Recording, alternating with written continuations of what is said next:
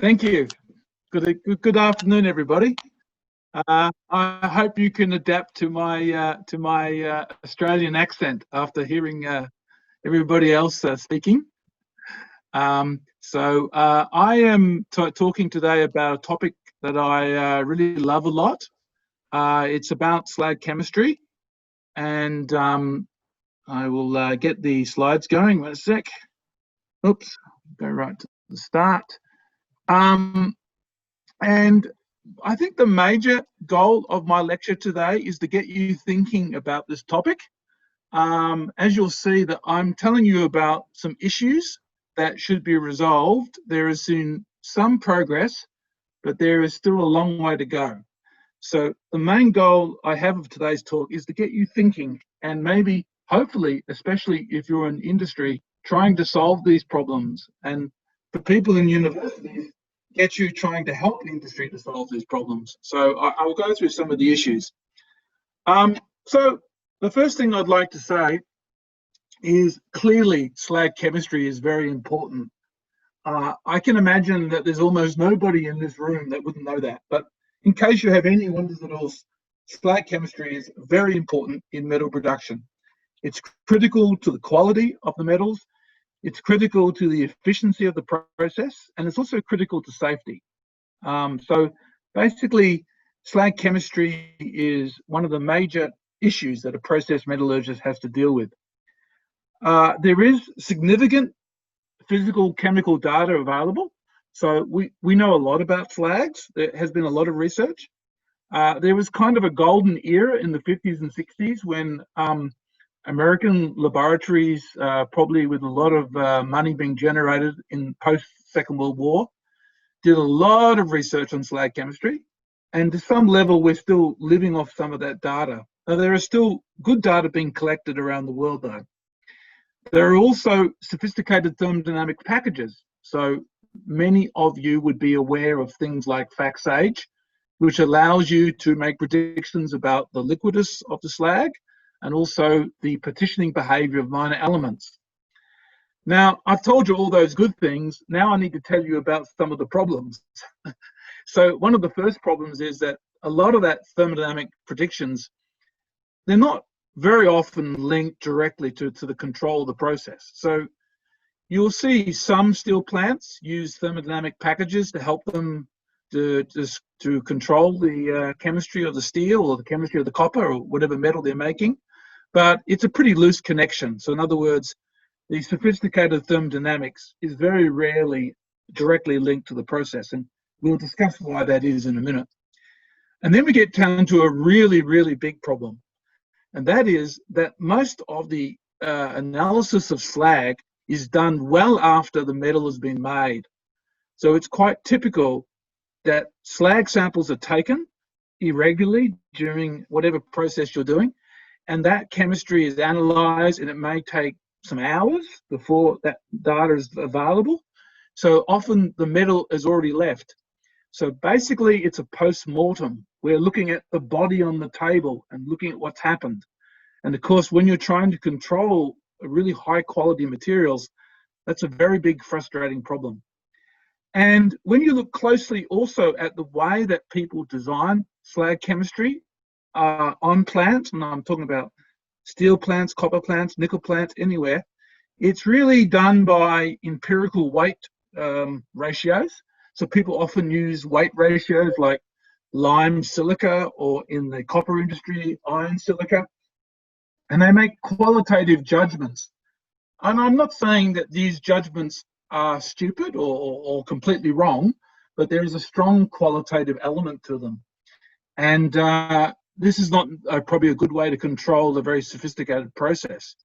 So basically, we know quite a lot about slags, but we don't have a lot of online data, and we don't have a really rigorous way of describing the chemistry of the slag. If I can use as a contrast, if you look at the control of water quality, people have several well-defined measures of water quality. Many of you be aware of pH, but there are other measures. And people use those measures directly in water treatment plants to control the quality of the water. we don't have the same clear-cut control measures in metallurgy. And I would like to see us improve on that. If we look at this process, which I think many of you are familiar with, the process of making steel, it's clear that you need good chemistry in the blast furnace to keep control of the sulfur level, to make sure that you remove all the silicon as much as you can. When we go to the BOF, the chemistry control is absolutely crucial to phosphorus and manganese and all those other important elements in the steelmaking process. The ladle, once again, absolutely crucial to getting the quality of the steel to a high point. And all through this process, we need control of the chemistry. The control issues and the understanding of the slag chemistry is also quite complex because it's often changing with time. So here we have from an oxygen steelmaking blow, and this is quite rare data. This is data showing the chemistry changing with time.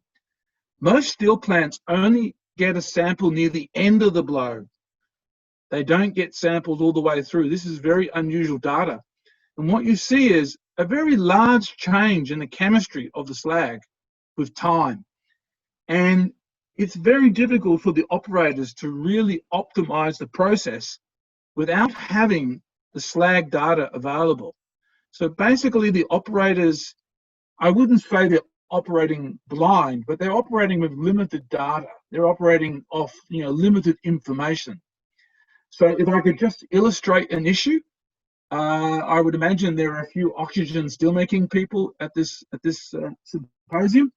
And at the start of the blow, we know that you tend to have a very hot slag rich in silica and iron oxide. And this tends to promote the dissolution of the liner, the MgO.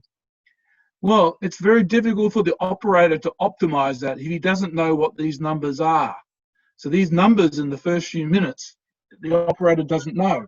So they have to make additions based on empirical information. So when we look at the measurement of slag chemistry, the dominant techniques at the moment are XRF and ICP. There's a little bit of atomic absorption probably going on in a couple of places around the world. People use wet chemistry to work out the oxidation state of the iron. And there are a number of techniques for analyzing oxygen and sulfur analysis. Obviously, it would be a major breakthrough if we could get the chemistry in real time or in a very short time. But at the moment, that is not a common thing at all. When we look at X-ray fluorescence, as probably many of you are aware, you basically shoot an extra well-defined X-ray at the sample, and you get a fluorescent signal, which is basically an X-ray emission. And there are two major ways of detecting that. One is energy dispersive and one is wavelength dispersive. The wavelength dispersive can be very accurate if you do really good sample preparation and you have good standards and you have a very well-defined geometry. So when I did my PhD, I worked on a really high-quality wavelength dispersive system, and I was able to get very good results. You can use energy dispersive, tends to be not as accurate, but it also tends to be quite portable and cheap. And in fact, you can have a handhold X-ray fluorescence equipment. So in theory, if you have a handhold energy dispersive system, you could get a slag sample from a furnace and quickly analyze the chemistry. And in fact, some people do that. But as I said, the accuracy of energy dispersive is a little bit mixed. So there are some issues with that. So what are the candidates for rapid slag analysis?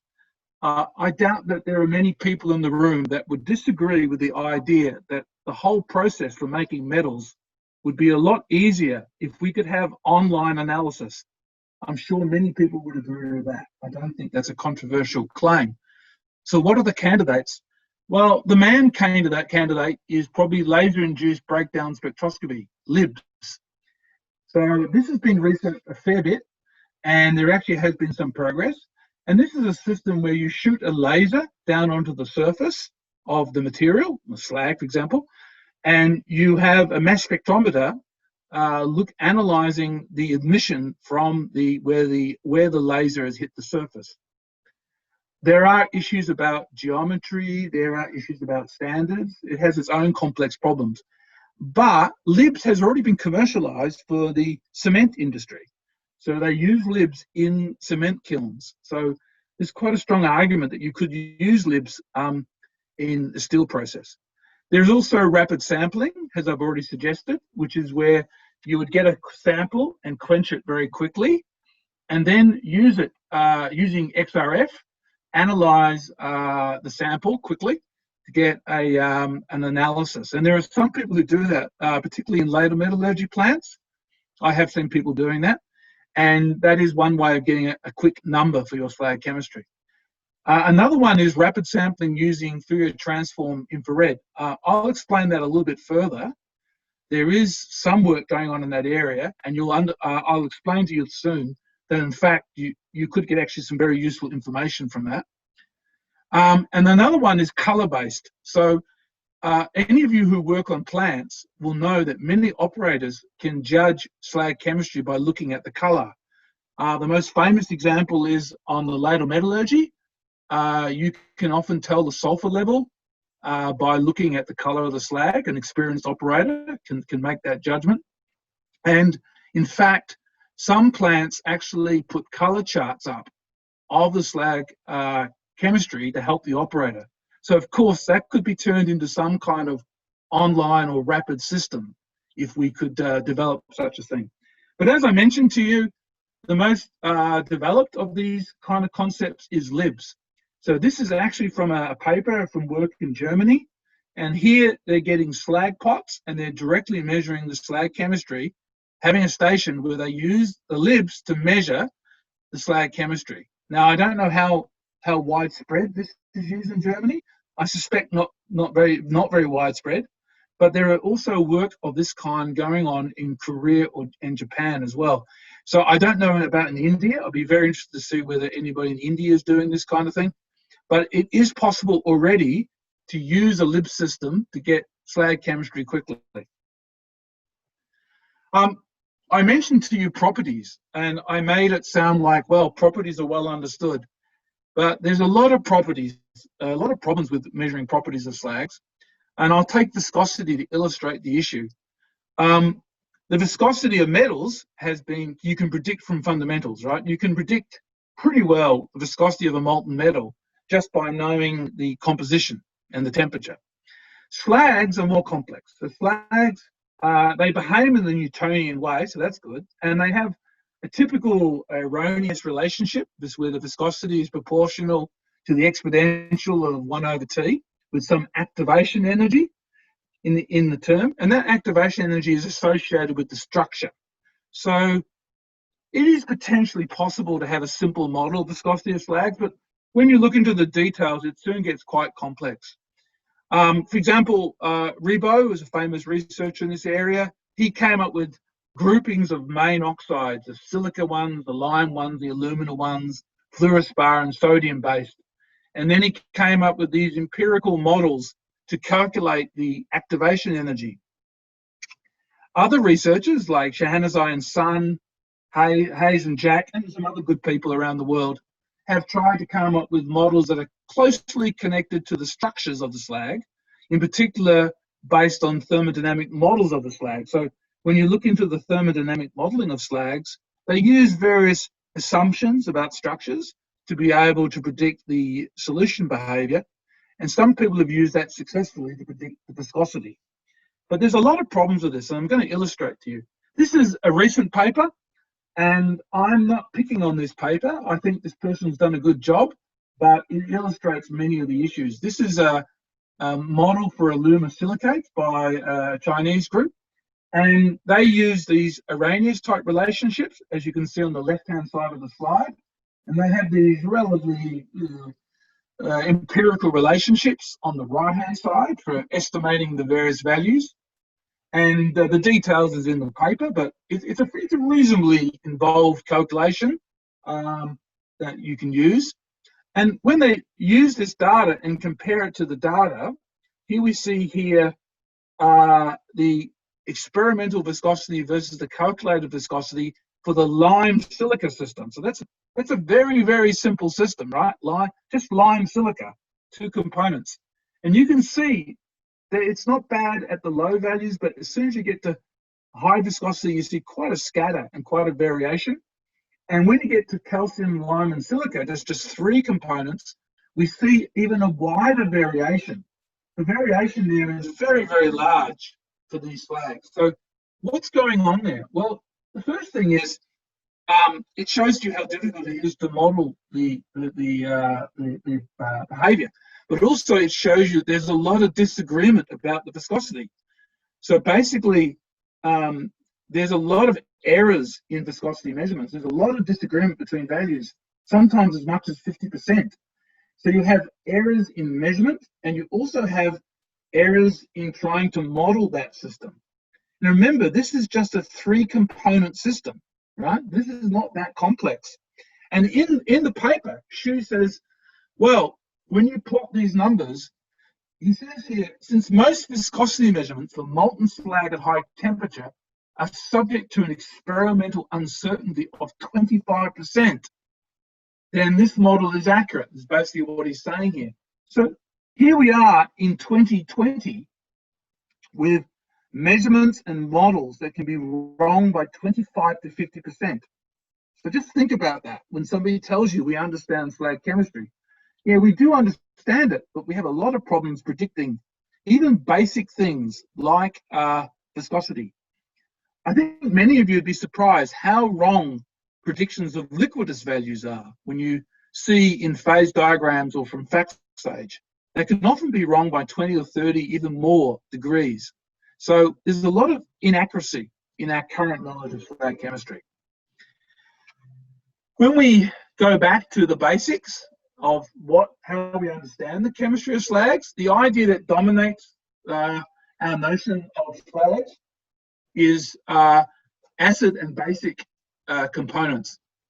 And we have this idea that acid slags are dominated by covalent bonding, and we have this idea that basic slags are dominated by, covalent bonding for acid, and for basic oxides, we have ionic bonding. And we understand that there are some oxides that are neither purely acid or purely basic. So these notions are taught in most undergraduate courses, right? And I'm going to just briefly go through the basic theory, so we're all talking about the same thing. And when you look at how do you define this acid and basic idea, you get a number of different attempts to define this acid or basic nature. The first one in the column here is bond fraction. So this is using electronegativity to calculate the ionic bond fraction. And we see here values of high for the basic oxides and lower values for famous acid oxides. We also see using the charge ratio over the diameter of the bond being used as a way of measuring this basic or acid nature. And then we have this concept called optical basicity, which I will discuss later. And we can see that there are 2 different ways of defining here, one using Pauling electronegativity and electron density. So what you see here is a wide range of values, and not all these charts agree with each other, all right? So these charts are not in total agreement with each other. So let's take, for example, here, MgO. MgO looks quite different on the ion attraction basis as compared to the ionic bond fraction, and it looks quite different depending on which definition of optical basicity you have. So what you see with this chart is it shows you that the concept of acid and basic is very indeterminate. In other words, we all accept that sodium oxide is a basic. That's clear. We all accept that silica is an acid. We all know that. But really, the exact pecking order of all these different acid and basic components is not clear on a quantitative basis. The basic theory is all based on understanding the silica structure. And this was articulated very well by Richardson back in the 50s and 60s, so quite some time ago. And he understood that when you have an acid slag, you have a lot of silica tetrahedra of different levels of networking going on.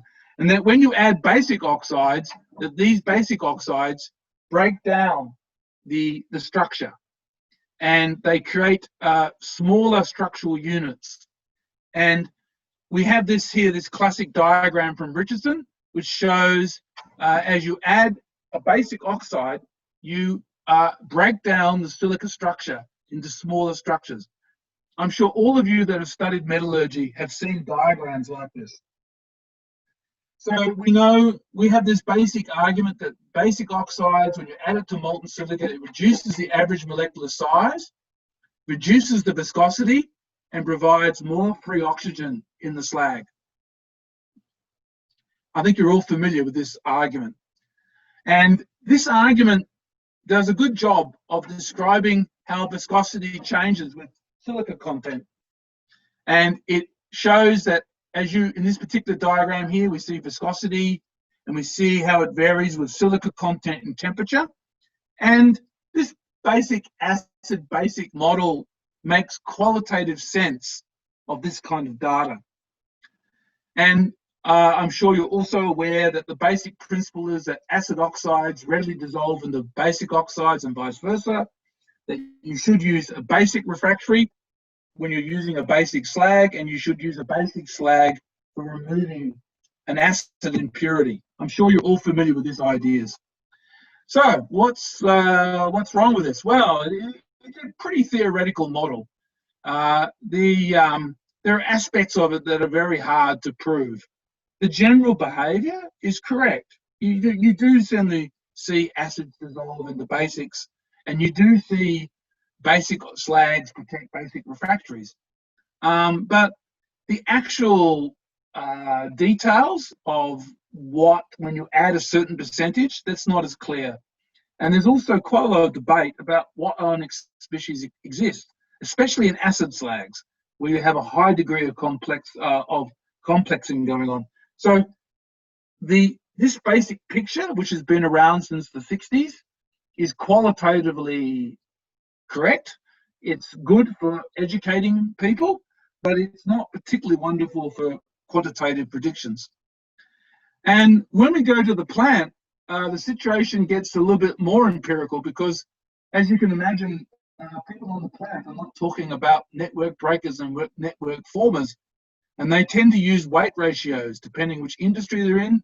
So the steel industry loves talking about lime silica weight ratios, and there's all sorts of debates about how much numbers you should put for different types of components. So to Dogan here, he's saying that when you have MgO, you need to multiply it by 1.4, and when you add phosphorus, you need to multiply it by 0.84.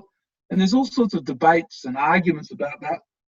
They're all very empirical ideas. They're not fundamental scientific ideas. They're ideas based on empirical experience. And I think you're all familiar that we have a lot of data, like this one here, showing basicity, a lime silica ratio in this case, and how it influences phosphorus in a slag as a function of the FeO. And the industry is full of this kind of data, as is the non-ferrous industry as well, where they tend to use iron silica. So there's a lot of problems with this. The first problem is clearly chemical behavior is not done on weight. Clearly chemical behavior is done on molar behavior, all right? And also, we know that the solution behavior is quite complex. We know that the way in which an oxide dissolves into another oxide is a complex function of temperature and composition. So we're ignoring that when we use weight ratios. We are basically ignoring the solution effect, and we're ignoring the temperature effect. So if I could just use a simple example, when a slag of the same composition goes from 1600 to 1650, clearly you have changed the basic nature of that slag. You will clearly influence the structure of the slag. you'll change the amount of ionic and covalent bonding in that slag. So it can't be independent of temperature, but when we use weight ratios, we pretend that it is. And the other problem with these weight ratios is you can't really relate it to thermodynamics. And that's one of the reasons why I think a lot of plant people don't really use thermodynamic packages as a control mechanism, because they're more comfortable with weight ratios. So these two things are, so there's a lot wrong with using weight ratios, but this is what industry does. And I respect industry for doing that because it's practical and it's useful. And I think we need to address that. There have been attempts to address this. Optical basicity is one of them. Optical basicity was developed in the glass industry from a measuring technique of interacting light with glass. And it was modified by Somerville from University of Toronto in the 80s and 90s. And he tried to develop methods that could be useful for the plant. And there was a lot of work done on this in the 80s and 90s. You don't hear so much about it today. And there was some success. It's a relatively simple thing to calculate using electronegativity. And you can use it to predict, for example, sulfur levels in ladle metallurgy. However, there's quite a few problems. One of the first problems is that nobody can really agree what are the right optical basicity values to use for different oxides. So in this chart here, we see, quite different numbers being generated depending on how you calculate this optical basicity, and quite large disagreements. Look at NMO. In the definition using Pauling electronegativity, it's got a value of 0.6. If you're using, so 0.59. And if you look at the value from using average electron density, you've got 0.95. So that's a very, very different number. As I said, it has had some success. It was used quite successfully to predict the sulfide capacity of slags in ladle metallurgy. It's still, I would say, overall is a bit of a failure. It's unclear which electronegativity values to use or basis of values to calculate optical basicity. There's a lot of confusion around the transition metals. What are the right values to use? It's not a function of temperature, which I've already described to you. Can't be the case. It must be that temperature affects the acid-basic nature of slags, but it's not part of it. How do you relate it to thermodynamics? That's not clear either. And it works well for some systems and not for others. So it's not a general answer to the problem. So what are the other candidates? Well, I'm about to discuss one of them, which is non-bonded oxygen over tetrahedron oxygen, which I'll talk about a little bit further. And there have been some other ones nominated. Excess Gibbs energy, which is a thermodynamic quantity, has been put forward. Many years ago, Wagner put forward capacity of certain slags. So capacity is a thermodynamic quantity that can be used to help you understand basicity. And it's time to I think it's time to revisit this whole concept. And I suppose another thing to ask ourselves is, what would be a good measure? What would be a good measure of basicity? All right. I think one of the most important things is something useful for the plant, not just something useful for professors, right? Something that the people in the plant can use in the same way that they use weight ratios. So let's talk about MBO over T. All right. So this is a very interesting area. It's been around for a while, but probably not as well known in the metallurgy industry as it perhaps it should be. So basically, MBO over T is a concept developed by geologists. All right. So this comes from geology, not from process metallurgy. And what they do is they look at the ratio of non-bridging atoms to the tetrahedrally coordinated atoms, all right? So they're basically looking at the ones that are not bridging compared to the ones that are bridging.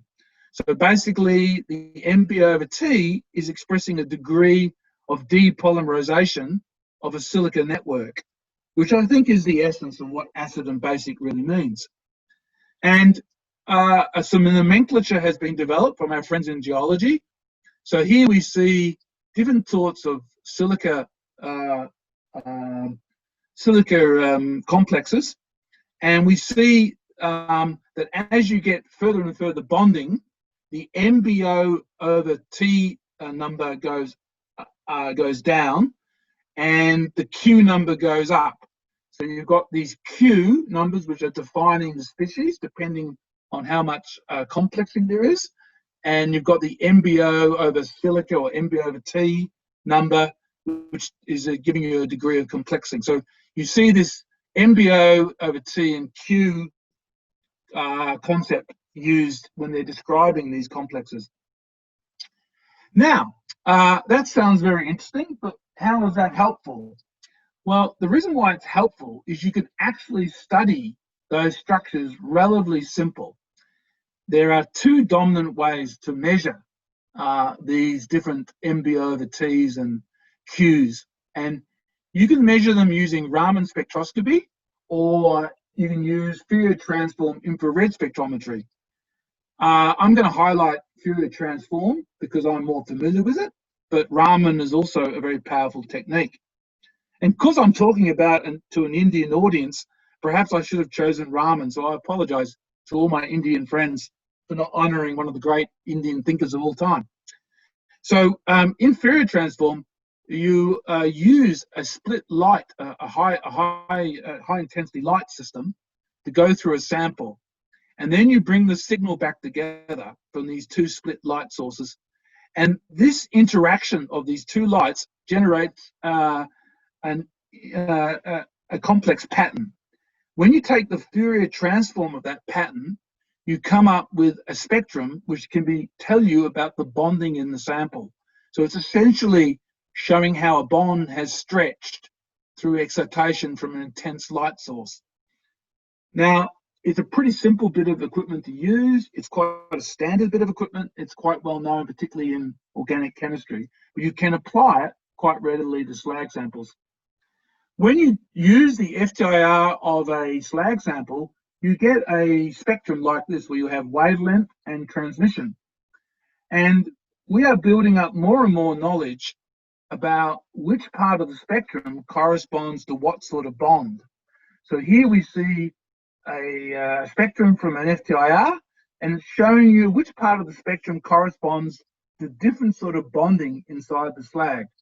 I should say to you, you can do this with quenched samples, and you can also do this with hot samples, so that's a lot more difficult. And there's a lot of research on this going on in Korea. These are Korean authors, but also in Japan as well. And there's quite a lot of data being gathered about these spectrums, right? So we're starting to learn quite a bit about how the spectrum relates to different sorts of bonds. Now, I want to highlight to you a very important paper. So I think this is an extremely important paper. It's written by two geologists, Halter and Meissen. I think Meissen is the main guy and the main person driving this work. And they looked at the sodium silica system. So this is basically a pure acid with a pure basic, right? This is the most simplest acid-basic system. And they tried to analyze whether you can come up with thermodynamic predictions that match the data. In other words, can you bring thermodynamics and this concept of acid and basic together? And they developed some nice thermodynamics for each of the different species, all right? So they're able to back calculate the thermodynamics, the enthalpies and the entropies of the individual species. And they were then able to calculate the overall, the overall thermodynamics of the system. Their only major assumption was to use that all these species were ideally mixed, which is a fairly large assumption, but it actually worked quite well. Then what they did is they then looked at how these species are changing, and they're now labeled Q1, Q2, Q3, Q4, and how it varies with the percentage of silica. And they compared their calculations with the actual experimental data. And actually you can see it's pretty good. They're actually coming up with pretty good predictions of the data compared to the actual measurements. So I want you to think about what this means. This means that you can calculate what are the different species inside the slag at a certain temperature and a certain composition. Now that is a massive step forward, because that means that you're actually getting down to the real acid basic nature of the slag. So that's very exciting. Now, this work was done for a very simple system, but many researchers have been inspired by this work and tried to extend this for complex metallurgical slags. So this is an important paper. I would recommend all of you who love slag chemistry to read this paper. So I sent you the major, in the overhead, you can see the full reference. And there's all sorts of work going on quantifying these different species, right? And the wavelengths, and trying to develop techniques for detecting them. I'm showing you here for the sodium silica system, the lime silica system, but there are also, this is also going on for aluminates and all sorts of other species. So we're starting to get quite a library of data. Now we get to one of the, that's wonderful, that's good, that's fantastic, right? That's really impressive. Unfortunately, we straight away get into a complexity, which is that the Raman spectroscopy and the FTIR, they're not identical techniques. They do different things. They measure, there are different types of excitation of the oxide structure. So what you do is you get different data from the FTIR and the Raman. And it's still difficult to understand what is the best way of combining the Raman and the FTIR data to give you a full picture of the slag structure. So that's one of the issues that people are trying to resolve and understand more. There are some contradictions between the data. This is some work done on some iron making slags, and I've given you the reference there for those who wish to look it up. What has happened is people have been starting to relate the slag structure with the viscosity. So here we see MB/T for the slag being related to the viscosity. And we see, well, not a bad relationship. This is log, so of course this means that there's a lot of variation there. But there is some apparent relationship. So people are trying to understand whether we can use these structural understandings to get up with better predictive models for various properties. This is some recent work that we've been doing. So this is a paper just published a few months ago. So the work I'm talking about here was done by this student here, Mahidi, and with my colleague Akbar Hassani, and I'm one of the people working away. And we're looking at the structure of slags, copper-making slags, and we're looking about how it behaves in terms of the distribution of palladium. And we get the spectrum, so here's the spectrums, and then we deconvolute these curves. So this is showing you for a particular iron-silicon ratio, and we deconvolute the curves so that we can get the quantities of Q1, Q1, Q3, Q4. And this shows you how it changes for different iron-silica ratios, all right? So we're basically working out the structural units from deconvoluting this curve. What we did in this study is, rather than concentrate on MB/T, we decided to concentrate on the ratio of Q3/Q2. And we did that because when you look at the interplay between the different structures of the silicates, like this one here, you can come up with an equilibrium constant equal to this. So we rearrange this and saying, well, basically Q3 and Q2 is roughly proportional to how much you have of the fully polymerized silicate. So it's roughly a measure of the degree of polymerization. We're not the originators of this idea, but we're using this idea. And we measured how this Q3 and Q2 varies with iron silicate for different types of slags. So we did a whole lot of measurements and how it changes. And we also measured MB/T as well for these iron silicate slags.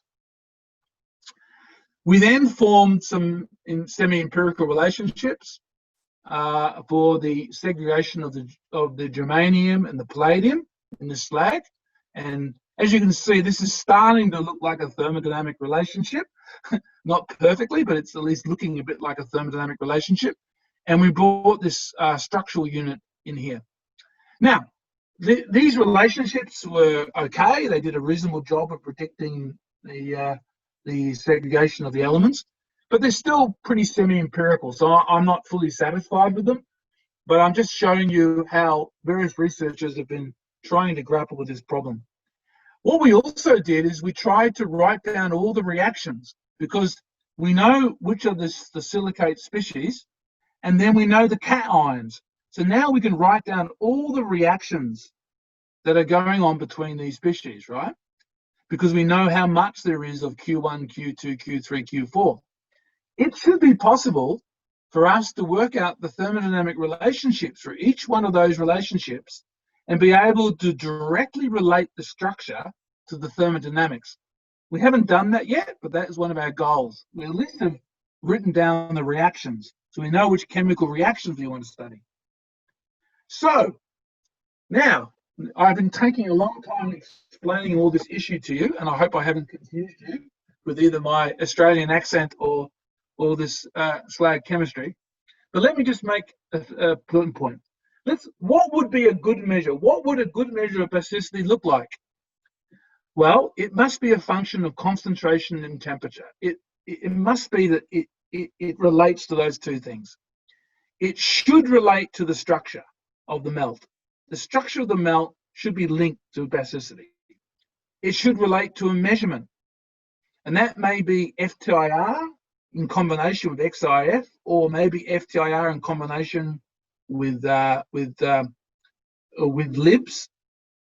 But it should be linked to a measurement, and it should ideally be related to a thermodynamic quantity. Now, our geology friends are well on the path to achieving that, but we need to go further and explore that in our field. And of course, it should relate to chemical behavior and physical properties. And this is very, very important. It needs to be practical. It needs to be a measurement that a plant operator can use, right? It needs to be something they can make sense of. So, you know, we can't walk around the plant room talking about excess gives energy. That's not going to work. We're going to have to come up with a good practical measure that you can measure and use the concept. So how can we improve our knowledge of slags and their practical application? By developing online rapid analysis techniques. So this is something I say to my friends in the industry. How can it be that we can get analysis from the surface of planets in real time, but we cannot get the analysis of slags from our plants unless we wait for a couple of hours? We must get over this. We need to develop online rapid analysis techniques. I suspect it'll be a combination of Libs and some kind of rapid XRF technique. People like myself and other professors and researchers, we need to further quantify these structural measurements. We need to do more measurements. We need to understand more the relationships that we're studying. We need to link the thermodynamic calculations to those structural measurements, right? We need to find a way of linking thermodynamics to these measurements. And above all, we need to develop a practical but rigorous definition of basicity. That's what I believe process metallurgists need to do. I hope that thank you for listening to my talk.